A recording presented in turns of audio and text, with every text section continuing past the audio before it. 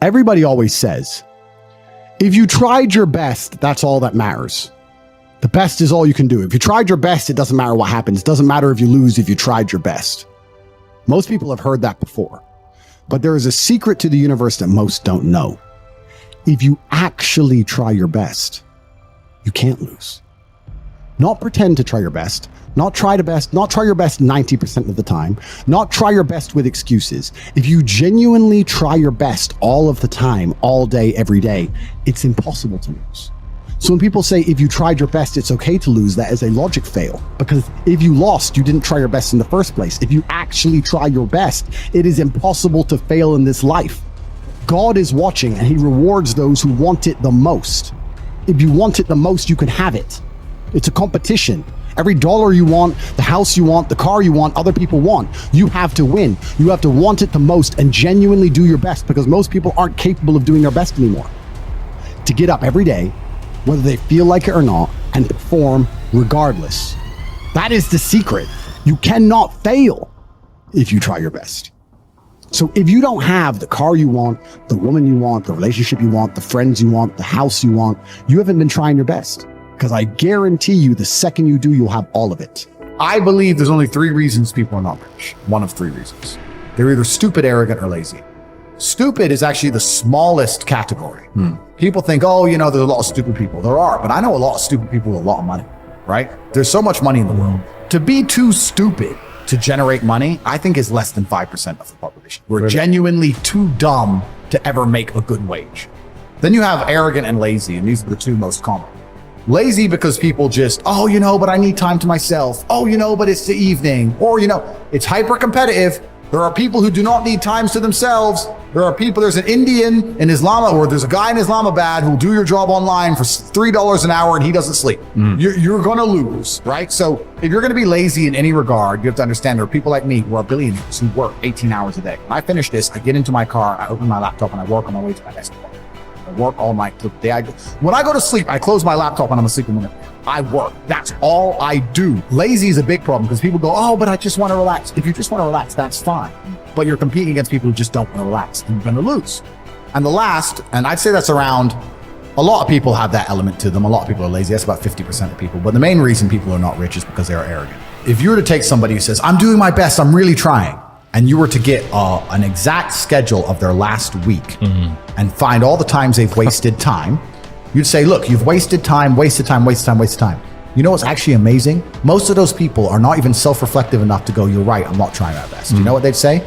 Well, I have to rest sometimes. Well, I have to have a social life. Well, they'd be so arrogant because they're arrogant. I had to do my Facebook. Yeah. No matter, you'd even show them, here's where you fucked up. Well, you know, I have to, oh, you're crazy. And then they go back to being a loser. A lazy person thinks he's working too hard, and a successful person thinks he isn't working hard enough. And we're doing 20 times the work they are. And we're like, oh, I could have done more, could have done this. Oh, I missed that today, can't miss that again. Oh, I should have taken that call. I should have flown there. I should have. That's, you know, we have guilt about it. They don't give a solitary fuck. And even if you pointed it out to them, they'd sit there and go, oh yeah, and they'd make some excuse for it. It's the brutal arrogance of people. Perhaps 50, 60 years ago, you could be a normal man with a normal job, have a normal life and a normal wife and a normal house and a normal car and be happy. But the world we are now living in is proving that being a normal man is nothing more than slavery. Being a normal, law-abiding citizen with a normal income and a normal wage and one passport and a normal wife is going to leave you depressed. Sooner or later, it's just going to leave you and you're going to end up fucking suicidal and miserable. This is what I don't understand about people, especially men in the world today. Why are they so worried about being afraid? Why are they so worried about, I was afraid every time I fought. Yeah. I fought anyway. Yeah. Like, I don't let fear guide what I'm going to do. I do what I'm supposed to do regardless of how I feel. So I don't see anything wrong with feeling fearful. I don't see anything wrong with feeling stressed or under pressure or anxious. All these things men are trying to get rid of. And I talk about men specifically. I gender this because I'm a man. I don't know how it feels to be a woman. But all these things that people are trying very hard to get rid of from their brains, I don't see why they need to leave. I will argue the point that if I feel anxious and pressured and stressed and fearful, I will get more done than if I was happy.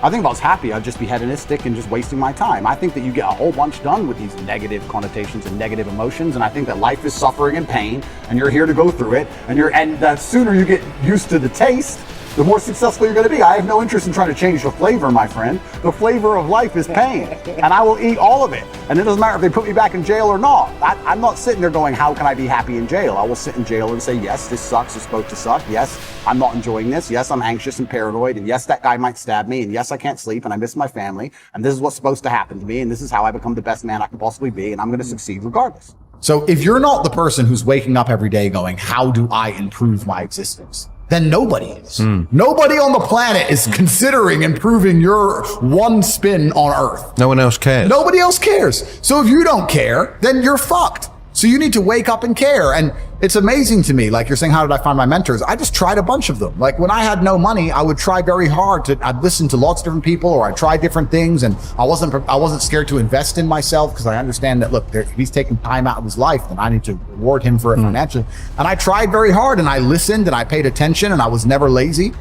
I don't believe there's a person on the planet who pays attention, tries their best, is never lazy, is on time, works hard, has a mentor, and is giving it his all, who isn't rich. I don't believe it.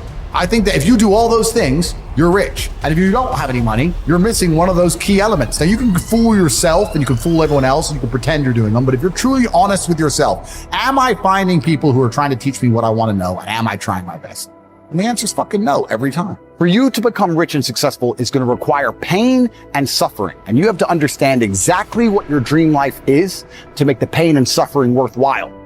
Think about it. Have you ever been to the gym and seen a person in fantastic physical condition? They're strong, they're ripped, they're large. And you say to them, how did you get so big and strong? And they say, I don't know. Oops, it kind of just happened. Or have you ever found a really rich man or a very successful man and said, how did you become rich and successful? And he goes, I don't know, bro. I just woke up one day and it kind of happened and now I'm living my dream life. No, there is a very detailed plan and roadmap. For you to become strong, you must eat a certain way. You must train a certain way. For you to become rich, you must earn money a certain way. You must understand exactly how you're going to make money, whether you're going to be a public-facing figure like me or a man of the shadows with millions of dollars. Unknown, but extremely powerful. You have to design your dream life. What house are you going to live in? Who's your woman going to be? Is she blonde? Is she brunette? What car are you going to drive? Have you even gone on the internet and spec'd your car? You can design your dream car right now for free on the internet, and you can choose the color. You can choose the wheels. You can choose the car. Is it a Lamborghini? Is it a Ferrari? Is it a McLaren? How much does it cost to the dollar? You talk about your dream life. You don't even know what your dream life is. How do you expect to get to a destination when you don't know where you're going? The last thing I am is a hater. If you make a bunch of money and you pull up next to me in a Lambo, I'm going to be the guy who shakes your hand and says, gee, boom, you escaped the matrix. Congratulations. Welcome to the free world. That makes me happy. I want all of you to win. I'm not a hater. I'm not out here hoping I get to win and you lose.